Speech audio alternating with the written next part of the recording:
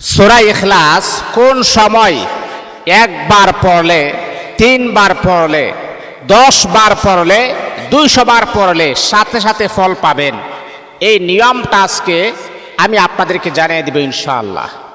জানেন, কোরআনে হাকিমের ভিতরে আল্লাহ পাক রব্বুল আলামিন 114 খানা সূরা আমার আল্লাহ দিয়েছেন।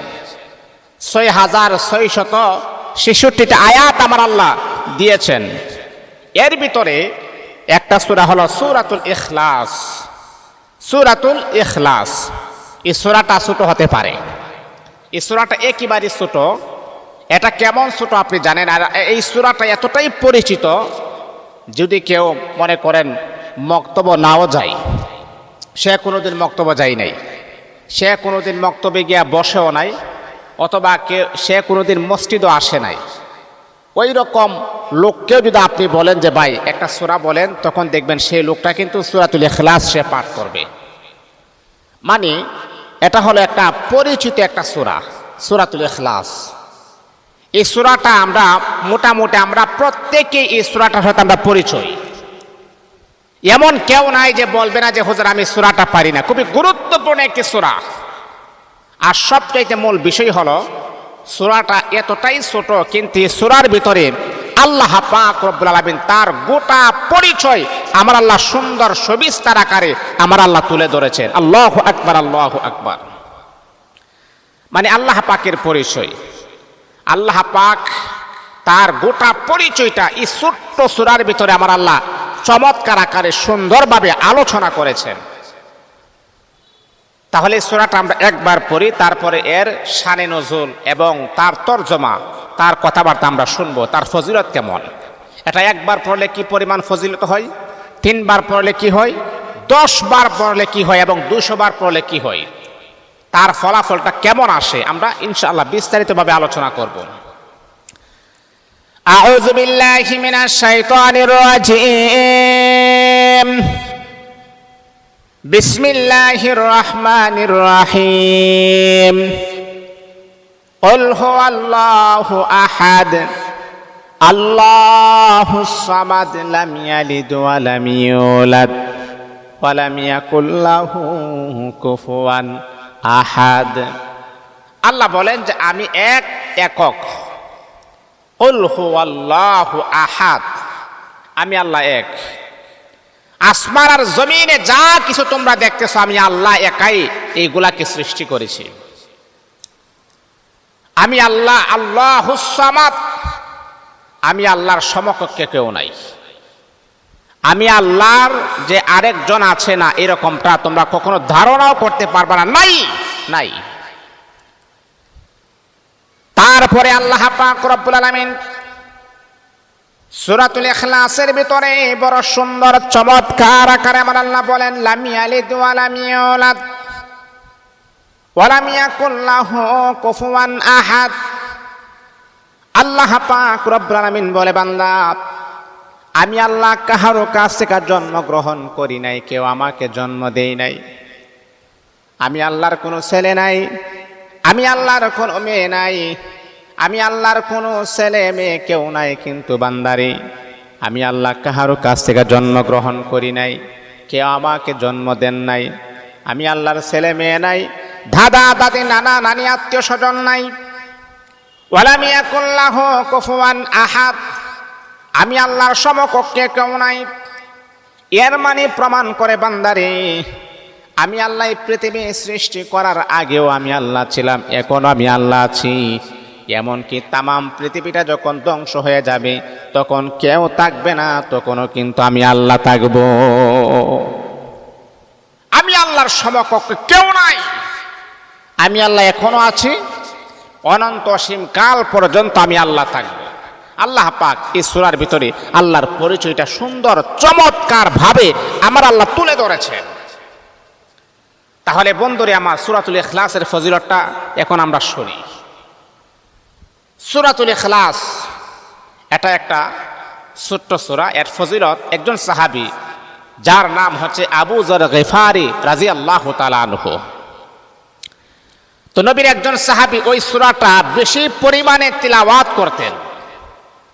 নবীর কাছে একদিন জিবরাইল আমিন ফেরেশতা আসলেন। আসার পরে আবু যর গিফারি একটু লজ্জাপতি একজন সাহাবী ছিলেন, তার শরম লজ্জাটা একটু বেশি ছিল।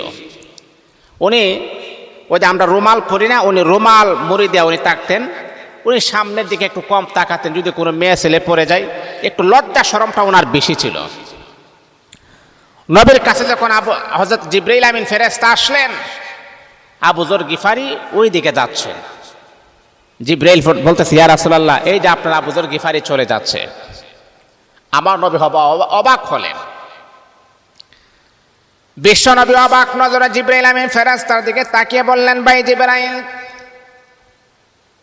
আমার প্রিয় সাহাবী আবু যর গিফারিকে তুমি কিভাবে চিনো? তার নামটা তুমি কিভাবে জানো? তখন জিবরাইল আমিন ফেরেশতা বলে, ইয়া রাসূলুল্লাহ, ইয়া হাবিবাল্লাহ, ওগো আল্লাহর নবী, আপনি এটা কেমন কথা বলেন? আপনার প্রিয় সাহাবী আবু যর গিফারিকে আমি কিভাবে চিনি? নবী গো, শুধু আপনি আপনার প্রিয় সাহাবী আমি জিবরাইল আবু যর গিফারিকে চিনি তা নয়, আসমানের অসংখ্য গণিত কোটি কোটি ফেরেশতা আবু যর গিফারিকে চিনি। তাই কোহা হুজুর দুইটা গুণের কারণে আবু যর গিফারিকে চিনে, দুইটা গুণের কারণে।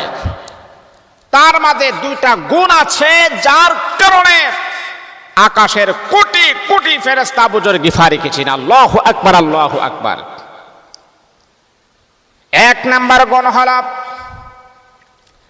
আবু যর গিফারিকে দুইটা গুণের কারণে লক্ষ লক্ষ ফেরেশতারা আবু যর গিফারিকে চিনে। এমনকি আমি জিবরাইল পর্যন্ত আবু যরকে চিনি। দুইটা গুণের কারণের ভিতরে এক নাম্বার গুণ হলো, নবী গো, আবু যর গিফারি নিজেকে অনেক ছোট মনে করে। কেমন ছোট মনে করে আপনি জানেননি?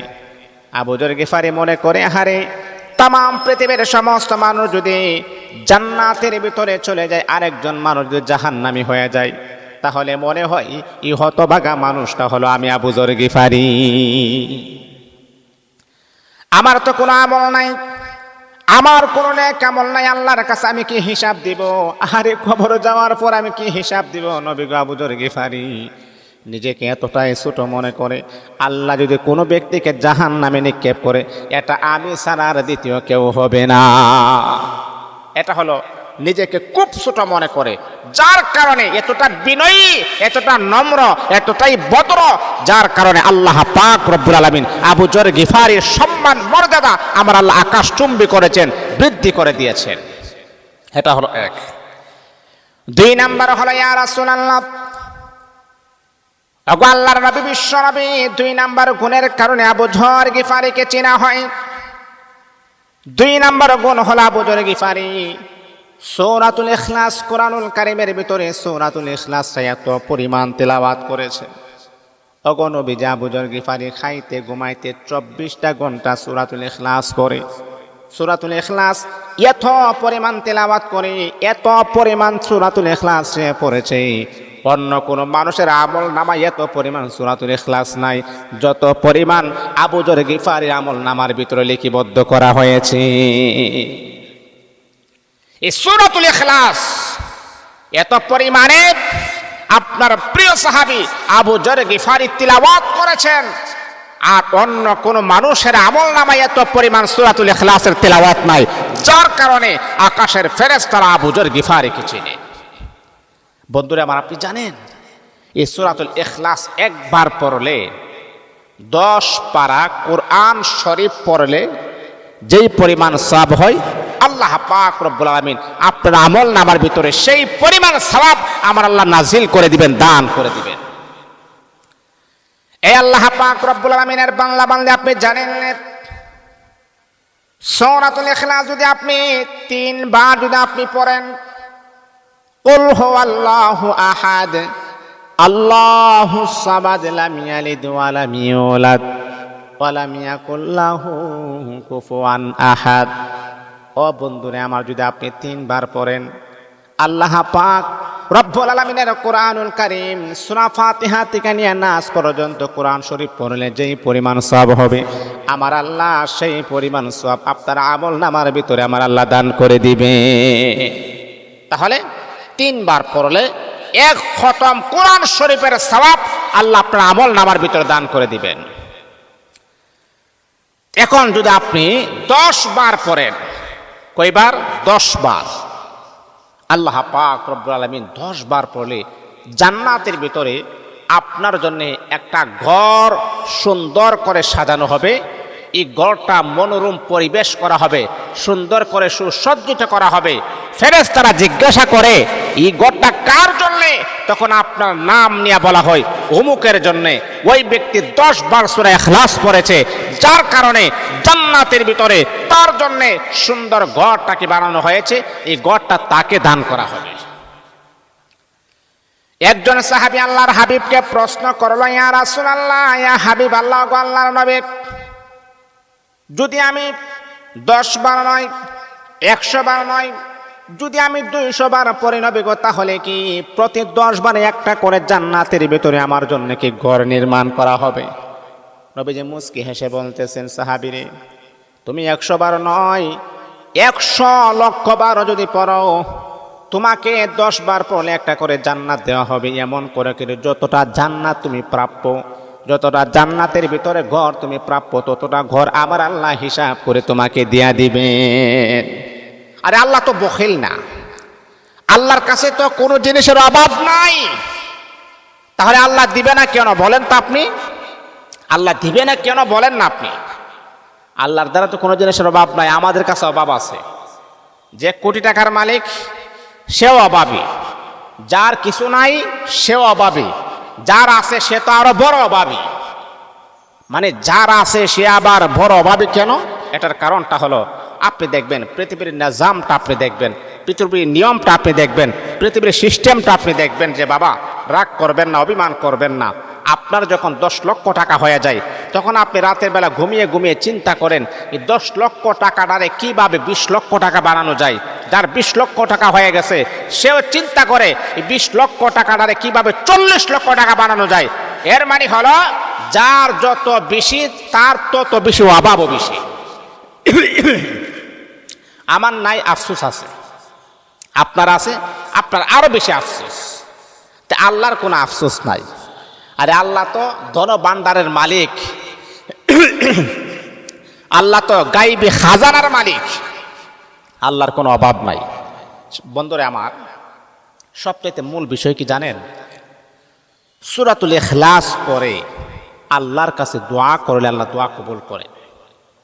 আল্লাহ ধনী বানায় দেন। এটা ধনী হওয়ার গোপন আমল, এটা ধনী হওয়ার গোপন আমল। সূরা ইখলাস এইভাবে পাঠ করুন, দৌলতের কোনো অভাব হবে না ইনশাআল্লাহ।